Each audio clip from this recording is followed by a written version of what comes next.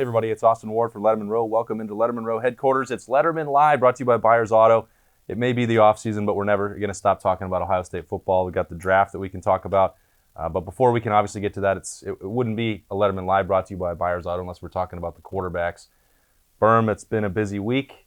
By the way, this is Beanie Wells and Jeremy Birmingham of Lettermen Row joining me here today. So you lose Matthew Baldwin. Ohio State turns around and gets a 2019 preferred walk-on, J.P. Andrade. Follow that up with Gunnar Hoke, the Kentucky graduate transfer to potentially likely be the backup to Justin Fields. And then Ryan Day goes out and gets another quarterback, a commitment for the 2021 recruiting class. So it seemed like a week ago that this could be a really desperate situation for the Buckeyes. And then Ryan Day just snaps his fingers and has a full room again. He's like Thanos. But no, it was a situation, I think, as we talked about last week, backup quarterback right now, and the idea of it, I think, is completely shifting. And there is this almost immediate free agency for backups anywhere in the country. If you're a backup, you can just go somewhere else and be a backup somewhere else if you want to, or go compete for a starting job somewhere else. And I don't believe that Gunnar Hoke would have put his name in the transfer portal if Ohio State didn't need a backup quarterback. I think he saw an opportunity to come play at his parents' hometown, and the legacy of his dad playing there and his uncles playing there and his uncle coaching at Ohio State. And I think that it just further illustrates how different the transfer game is going to be. We talked about that last week, the transfer portal. Did you think that they could turn it around this quickly to get in that situation? I really didn't, and I was going to ask you. I mean, it's crazy that we were able to. And fortunate enough, we were, and we are Ohio State, and people want to come here and be able to, be on this roster and play here. But how much did Tate Martell, in you guys' opinion, break the mold with the quarterback transfer rule? Because now it's going to be a situation where maybe these guys don't have to sit out because he really didn't have a good explanation. Isn't it crazy? I mean, I think it is full-blown free agency. And we've even actually seen with other positions that are not quarterback this offseason where the NCAA is turning down the waiver and there's no reason for it. But it's like if there's a spotlight on these guys like Tate Martell and they don't want to be shamed into saying no to quarterbacks, right? And that's good. We talked about that before, that players should have the ability to do what they want. You've also been on the other side where, you can fight through that adversity and stick to your commitment and bond and all that stuff, the old-time football stuff. But, it's changed the game. But I think that, Justin Fields is part of that too. But he had a legitimate reason when he filed his waiver that you could see that getting approved. Tate Martell did not. No. And I think that that's opened up the floodgates. And people will argue, maybe say that's not the case. But I think you're completely right about that, Beanie, that Tate's situation where he just wanted somewhere else to go play. He knew it wasn't going to be, with Justin Fields at Ohio State, that now everyone knows, okay, it's that easy, and I'm leaving. And it's wild. Berm, Tate, any other Tate thoughts there? Well, I mean, I think the most important thing to understand about that entire situation and moving forward is if Ohio State would have tried to stop that from happening, he wouldn't have been cleared to play this season. So, a lot of it has to do with the independent situation of everybody leaving. But I think it is weird. If you look at like Luke Ford, the tight end from Georgia who transferred back home to Illinois to be closer to his grandfather who's sick and dying, and the NCAA said no to him. So I don't know where, I don't know if Georgia was fighting that one. I know Georgia tried to fight the Justin Fields transfer, but it seems like there is a double standard, of course, as applied to quarterbacks like always, because, they're sort of the divas of the football world. Beanie, we've had this conversation before as well, but with Gunnar Hoke, we can have it again. There are people, every time that I write that the competition is going to go to August, that Ohio State doesn't need to name Justin Fields a starter, that people don't believe that there's a real competition. As a player, do you think that it would be more meaningful for Ryan Day to just stand up right now and say, Justin Fields is the starter, and we'll go work with him throughout the summer? Or would you rather somebody who's only been around for 15 practices, still learning the playbook, that it's fine to go into August and not say he's number one? I think it's fine right now, especially when you essentially know he's going to be the guy. Yeah. And there's no way Gunner's going to come in here and, be able to learn the playbook, develop that relationship right away just with the fall camp. I mean, it's going to be a little bit harder. I mean, you're always going to have a leg up once you've been here a little bit longer. So I think it's fine that he doesn't name a starter now. Now, it would be a little bit different if Matthew Baldwin was still here and, we're still, going into training camp. We don't know who's going to be the guy coming out. I think then you may have an issue. But right now, I don't see it. I think it's a foregone conclusion for the most part that Justin is going to be the guy. Yeah, he certainly looked, even when Matthew Baldwin was around, you could see that's where it was likely going to end. I think I wonder if there's value. There's got to be a reason that Ryan Day's not saying it. And there has to be some value in his mind to be like, hey, this number 2 is going to push you. You need to be ready, and you have to keep getting better, and it's not going to be handed to you. That has to be it, right? But I'm not in the coach's situation, so I don't know, why he's so resistant to that idea. I think that's important, to not just hand it to a guy. You have to earn it. I mean, exactly. He can't go out there and look like a slouch and play terribly and not, commit to the program and still be the starter. If that's the case, it'll be Chris Jugganoff. I mean, they're not going to. No, it would not be. Well, whatever. It'll be somebody else. But the reality is, him walking in and practicing for 15 practices, giving him the job right away is a negative in the program, because it's Ohio State you're talking about. I mean, you have to earn that spot. You can't. Again, we all assume it. We all know that at the end of the day, come August 31st or whatever date the season starts, it's going to be Justin Fields taking the first snaps for Ohio State. But you still want him to earn it.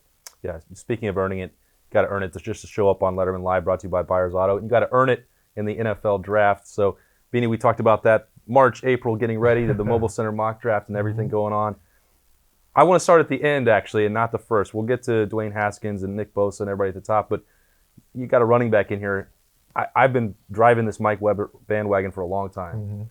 He falls to the end of the draft and then winds up in a situation, maybe it's good, maybe it's not, backing up Zeke in Dallas. What did you think about Mike Weber's fall and then that landing spot? First and foremost, I didn't think that he would fall that low. I thought Mike would be a legit worst case scenario. He's a 4th-round pick. Best case scenario, he's a 3rd round. Sure.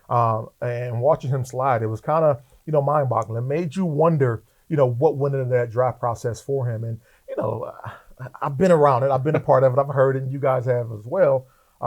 Certain things could be said about a player if he doesn't have the best character. Right. Whether that's from a coach, whether that's from a teammate, whether that's from somebody who's around the program, maybe that was the case. It potentially could have been, but nonetheless, he gets drafted to the Dallas Cowboys. If I'm a running back, I'm a young running back, I want to back up Zeke. One, he's going to be healthy. He's going to be the guy. There's going to be times where he needs spells.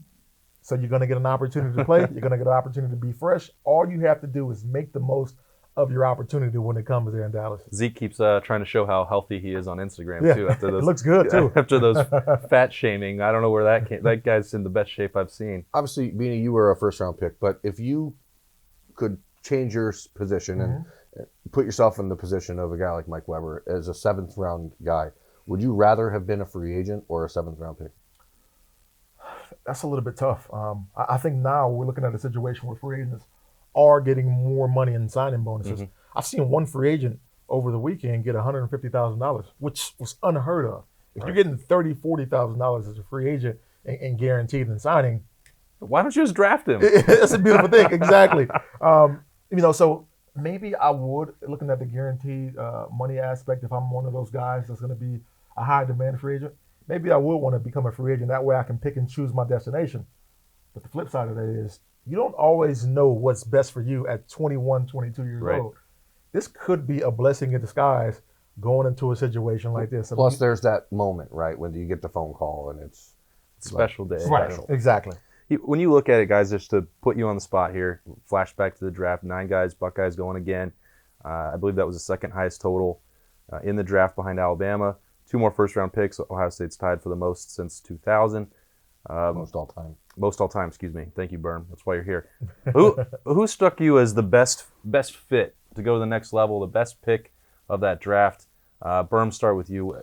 Who jumps out? I think it's Paris Campbell and the Colts. I think it's a perfect situation for him.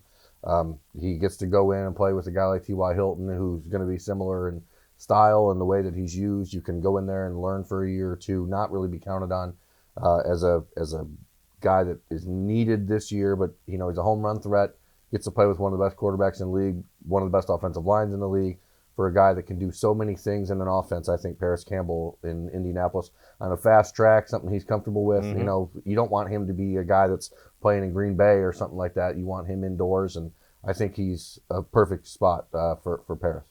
Not to piggyback, but I love the Paris pick. I mean, he's going, like you said, to one of the best young quarterbacks in the league. Obviously, he has health concerns, talking about Andrew Luck.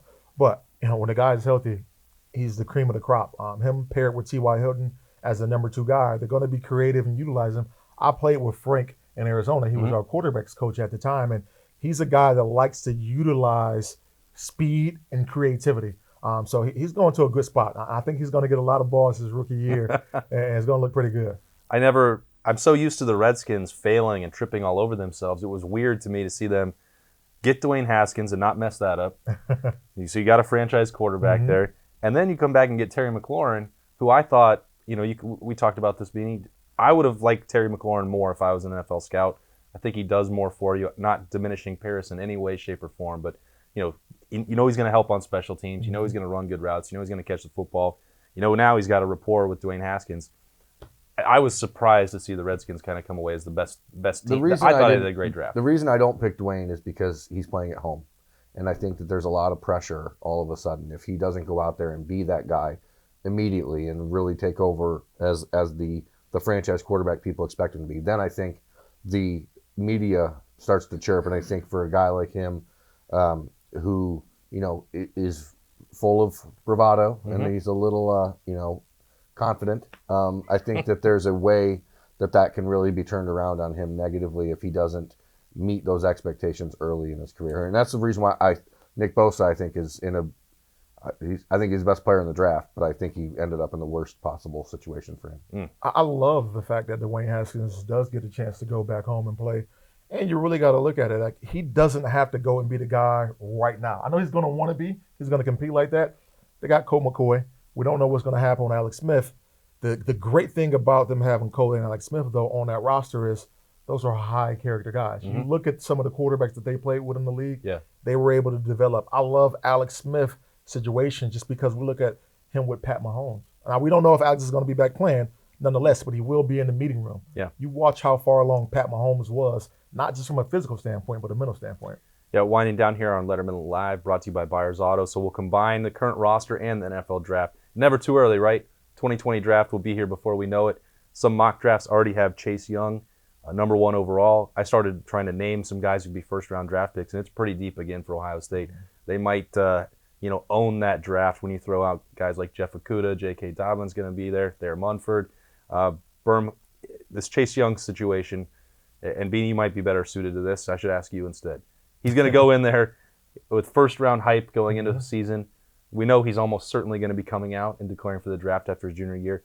What will this year be like as he's already starting to hear this talk about him being a pro? It's going to be critical. I think he got a chance to see last season what happened with Nick Bosa in terms of the injury and him just saying, you know what, I'm going to be done. I think he's going to want to come in healthy. He's going to want to come in and be dominant as he can be as long as he's healthy. And then we're going to see him put his best foot forward. I mean, he knows how important this season is for him. And, you also see guys that are rated at the very high in these mock drafts and tank down. Yeah. He knows he doesn't want to be one of them. Burn, beyond Chase Young, who's the best draft prospect in your mind? I think it's probably Okudah or Thayer Munford. I really see Jeff Okudah as a top 10 pick by the time this is all said and done. I think Thayer Munford's a first-round guy, almost guaranteed for next year. But there's so many young guys that are really talented on that roster, and I think Jordan Fuller's a guy that's going to be a second or third round pick. He's really solid. I think that Shaun Wade's a player who people are going to be paying attention to just because his measurables are so good.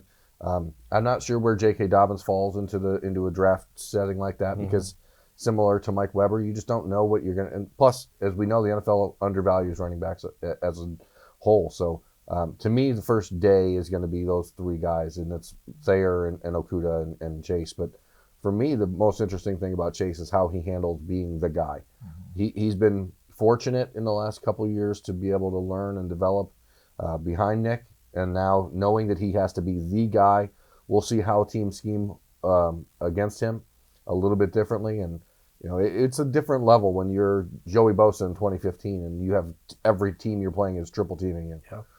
It's different. So what Chase has potential-wise and frame-wise and athletic ability-wise is going to need to be amplified into being a great every down player. Well, if somebody wants to triple team Chase Young, I think Larry Johnson would welcome that when he's got Tyreek Smith and Jonathan Cooper ready to go on the other side.